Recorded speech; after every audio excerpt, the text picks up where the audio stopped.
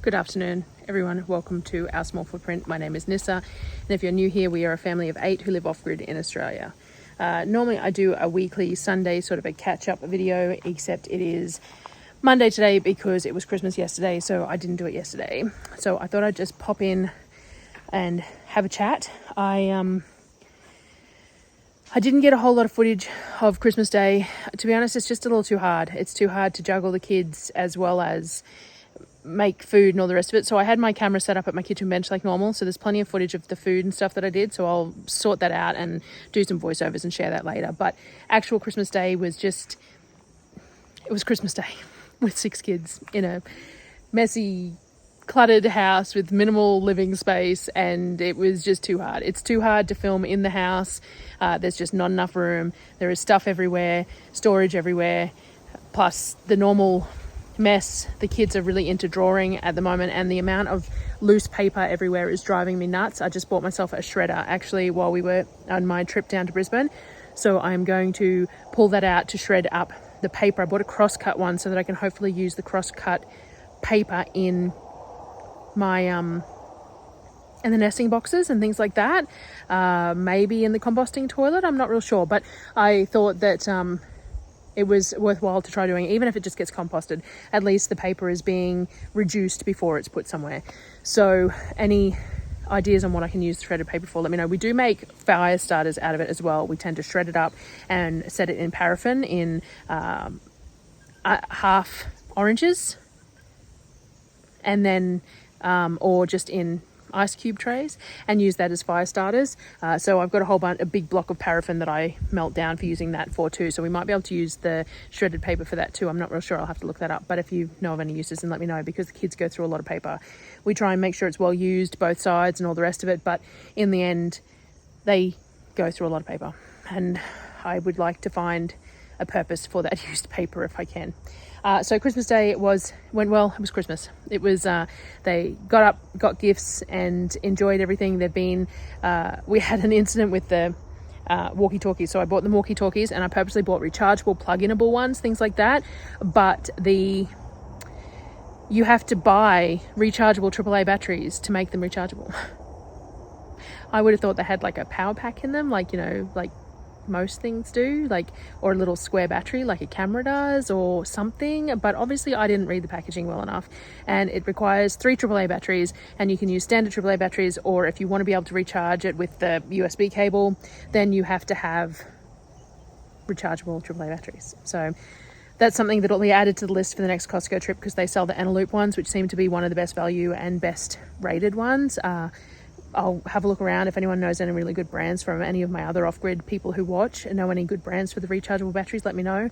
I did buy some just recently in the most recent grocery haul. They were half price from Coles when I was doing the Flybuys buys that I did, and I'm not a huge fan of the charger. The batteries don't fit solidly in it, and so if you plug it in vertically, the batteries slip a little bit and they don't charge properly, and I'm not overly happy with it. So if anyone has any, I know that there's a few on eBay, but I just don't know about the quality of them or the quality of the batteries or anything else. So if anyone buys any, let me know, because I will have a look at a few of them, because rechargeable batteries would be a lot better option for a lot of things. So we had a little bit of problem with the walkie-talkies, but it's fixed now, though the conversations that are had on the walkie-talkies is just interesting. Yep. They wander around talking to each other from 3 feet away to 10 meters away, and though it was kind of sweet last night, because our Berkey, where we have our drinking water, is out on the patio in the kitchen, and there's lights out there, and there's fencing around it and all the rest of it, and there's the dogs. But for some reason the small boys don't like going out there on their own, so they always go out in pairs, which is fine, except that no one wanted to go with Kavik when he wanted to get a drink, so he took the walkie-talkie with him, and I could hear the other child inside talking to him through the walkie-talkie as he was going to get one. I'm going to turn the lights on now. I'm just filling up my cup and all that sort of thing. It was very cute. So they are enjoying them thoroughly. But do you know what we did forget? I bought the slackline kits, and then I'm in the garden and there are spider webs everywhere because I haven't been out here in a while. And we totally forgot to give it to them. So we will have to set that up in the next few days. They don't even know they've got them yet. So we will do that and they can have those, which will be nice. Darryl has to find some trees to put them on. So that will be the next sort of task to do.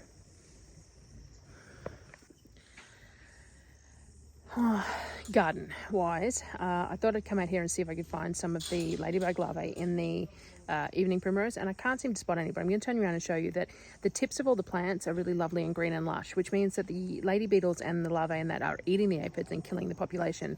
I can't see them yet, which is not unusual. So ladybug larvae looks a little bit like a caterpillar, I suppose. It's not really, but it's a little beetle looking thing. It's not what you expect a ladybug larvae to look like, and it would be easy to blend into what's here. So let me show you.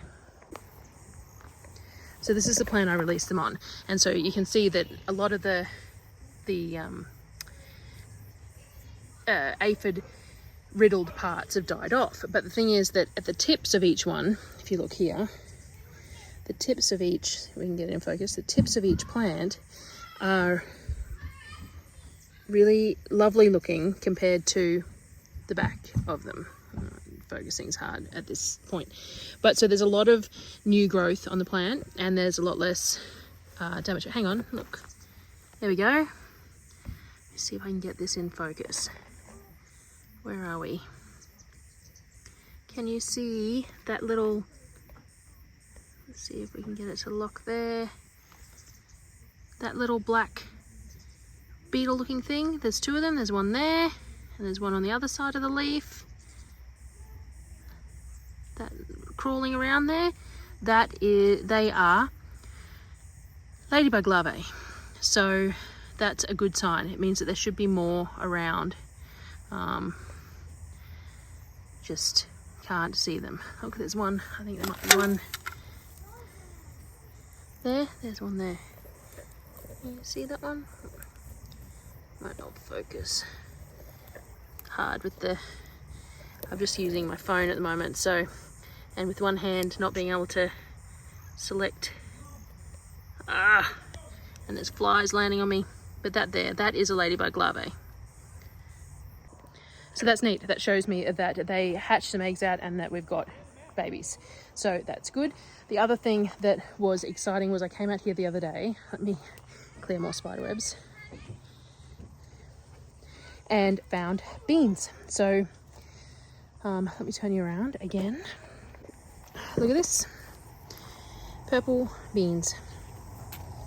So the bean plants that did manage to continue on have set out lots of flowers, lots of baby beans, and we have some harvest. So some, this one died off. There's only 4, I think, that survived. This one here is a green bean plant. I haven't had one off it yet. And then the rest are purple, basically, but they are perfect beans. So good. And nothing beats fresh beans from the garden. So crunchy. So yeah, and the bush beans that survived are flowering. They've got lots of flowers on them, the ones that survived. So we should get a bunch of beans out of these as well. But, we'll see what we get. We've still got some that have come up through. So I'm just going to keep on planting beans in here and we get what we get. Our once mystery but definitely watermelon plant has taken off. I keep on trying to bring it back through this side of the fence because I've got tomatoes planted on the other side, but it wants to fight me. So let's see, look at that little tomato there. I did see some fruit on it the other day, but I haven't been hand pollinating yet because we haven't had many male and female flowers, so it's quite likely that the fruit wasn't pollinated and will have died off. I'm not sure where I saw it now, I can't remember, but it is doing well. I keep on forgetting to come out here and grab these turnips. I should do that while I'm here. I've let them go far longer than I should have. So, watermelon plant caught on there. So, let's take these. That little one's perfect size. The big one is just a tad bigger than it should be. Just a tad. so grab those. So I planted out some tomatoes on the other side of this trellis here. We'll see how they go. They're doing all right. But I also planted out the next lot of zucchini that I managed to germinate, and they're not happy. Nothing is working well in that sense, so we'll see.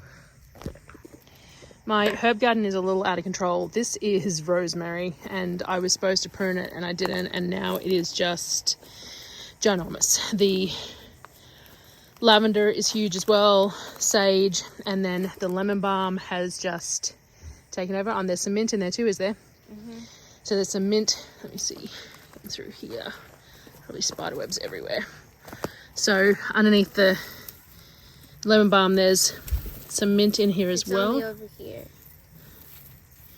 It's only over on the side. Oh, over there. So we've got some mint there as well. But this lemon balm has just gone crazy. My kale is still going. We just keep on pulling all the bottom leaves off and feeding it to the animals and using the top leaves for ourselves, though the kids don't cover it up. So we do have some cabbage moth issues. Oh, there's spiders everywhere in here. And we have the marshmallow every year bugs. And look at this grass. We cleaned all this grass up just recently and it's just taken over again. The rain, look at that giant grass in the back there and all through here. It is so bad because we just haven't had anything to plant out. We haven't got on top of it. So there is one cabbage left here that is just about ready to pick, which will be nice. And then I think I mentioned it, but spider web. I think I mentioned it, but I don't know whether I showed you that we let the pigs out. I need to go around the outside and show you because they have absolutely cleared that space. So I'll take you around and show you the space that they've cleared, because they have just demolished it, which is what we wanted. Turned it all over and got it ready, and we're trying to discuss how we'll go around through the fruit trees, Sonnet, trying to figure out how we can keep it rotated, like keep the yards rotated so that we can put them in one side and then maybe let the other side grow, or plant it with some sort of a foraging or whatever. Though, as you can see, let me turn you around again. If we leave anything alone, it just turns into like a forest of weeds. So it doesn't take much for the weeds to take over, and the pigs are happy to eat those too. So it's the kids' job to do the compost pile, and they're not very good at it. You can tell we have to come out here and shovel it back into the compost pile regularly because they're pretty slack. But there's this pumpkin plant, whatever it is, butternut maybe, pumpkin plant has grown out of the compost pile. We'll just let it go and harvest whatever comes off it, but it's just sort of taking over. So we need to do something about the compost pile. When we set it up, it was done in a rush, and as anyone who does compost knows, you're supposed to have airflow. So this tin isn't ideal. It's making it more of an anaerobic environment. It's taking too long to break down. So what we need to do is turn this and use some timber or mesh or something around the outside edges so that we've got more airflow in it, and then it will turn over faster, because at the moment it's just not usable. So we will get that done at some point and try and train the children not to put the compost all over the ground in front of the compost bin as well as in the compost. And you can see we had a whole bunch of mandarins that got missed. They were in a box and no one ate them, and they got missed, so they ended up in the compost pile. And we've used a lot of eggs over this Christmas period, so all the eggshells have gone out here rather than me cooking them up for use for the chickens. So through the sun just hit the right spot. So through the fruit trees, everything is doing well. The leaf cutter bees are still going at stuff, but not enough that anything's struggling. So we haven't netted anything, we've just let it go. The aphids that were all over the crabapple I managed to get rid of, so it's got some nice new green growth on it, which is good, and it's got some of those little spider things that eat aphids, so that's good. All the apple trees are shooting up new growth, which is nice. We've had some rain again, which is good. We got I don't know if I mentioned that we got the orange trees planted out finally, so the orange trees are out here and staked as well. I did, because I remember the one that needed watering, and again it's looking sad, so it really doesn't like that spot. Gonna have to bring a couple of watering cans out for that. The peaches are all taken off though. Looks like, let me turn you around. Looks like I might need to copper the peach as well. Got these fungal, like the pear. I don't know what that is. I will have to look it up, or Bobby will let me know, but I think maybe a copper treatment on this one as well might be worthwhile. And the other peach tree is doing well as well. And then this is that orange tree. More spiderwebs. I don't think you can see them, but let me just get this out of the way. Let him go. So this orange tree is come off its stake and it's looking really sad again. And I'm not real sure why, but we will try giving it some more water and some more love and see how it goes. So the pig area, this is what used to be that overgrown space. So it is now pretty much just dirt. The pigs have well and truly turned it all and eaten everything that was in here, and it's now just dirt, which is what we wanted and what we will use. But yeah, so that's what they did. And again, it still hasn't been cleaned up. I keep on saying to Darryl that he needs to get in here and pick up all the rubbish, but hasn't managed. And it's Boss. Say hi, Boss. Hey, Piggy Piggy. Hey. Boss is coming to say hello, and there's Duke. Hey. You right. Hey. Boss, Boss. Yeah, Angel. Scratches, scratches. Yeah. Hey. And Duke, Duke. Oh, and we've got Hazard. So we've got all three have come to visit. And the rest is probably around the outside. The Boss loves scratches and pets.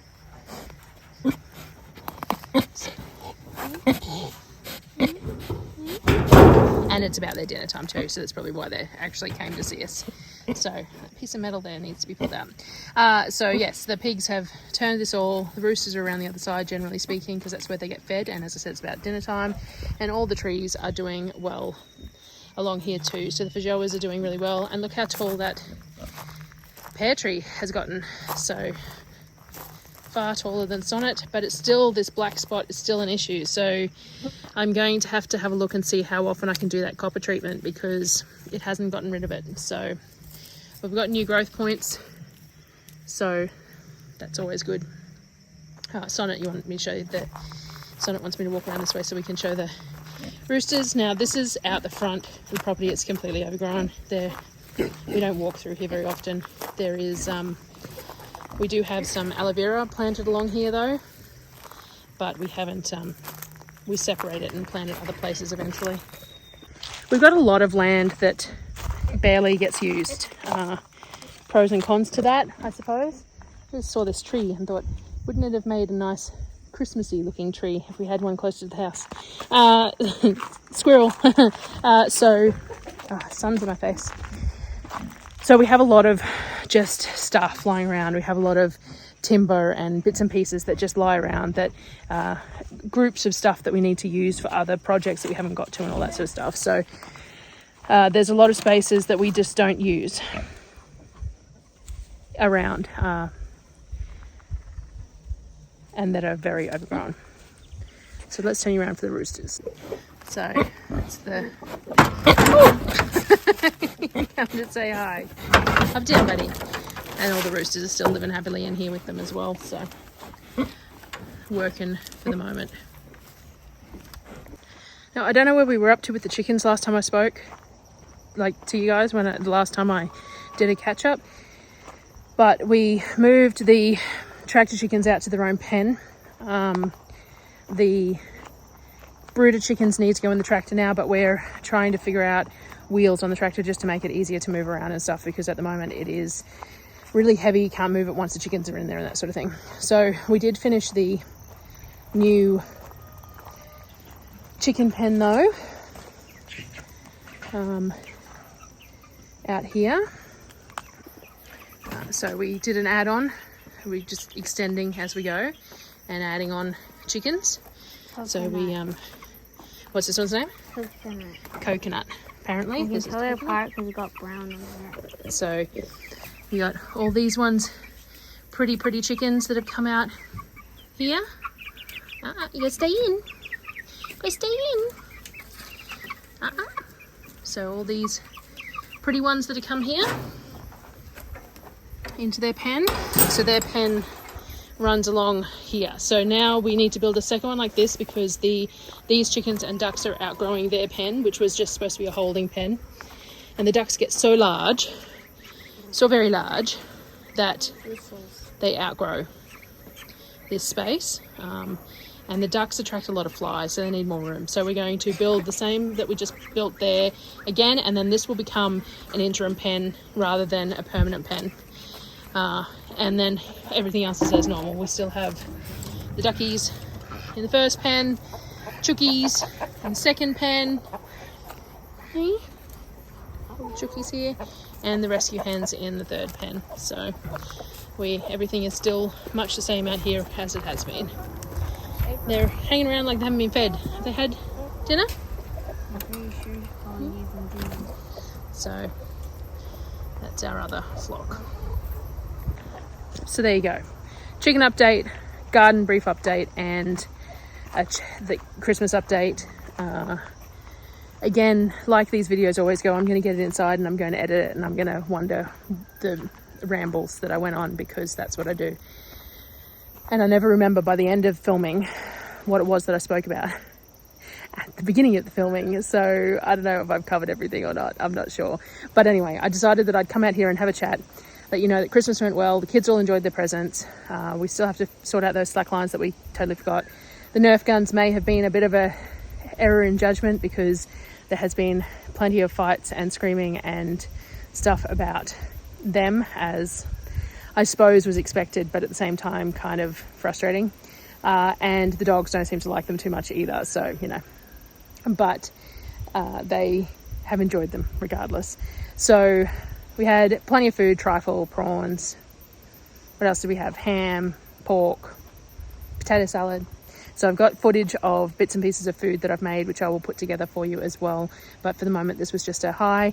Thanks for all the Christmas wishes. Merry Christmas to everyone else, or whatever you celebrate. Have a great new year, and I will talk to you all soon. Thanks, guys.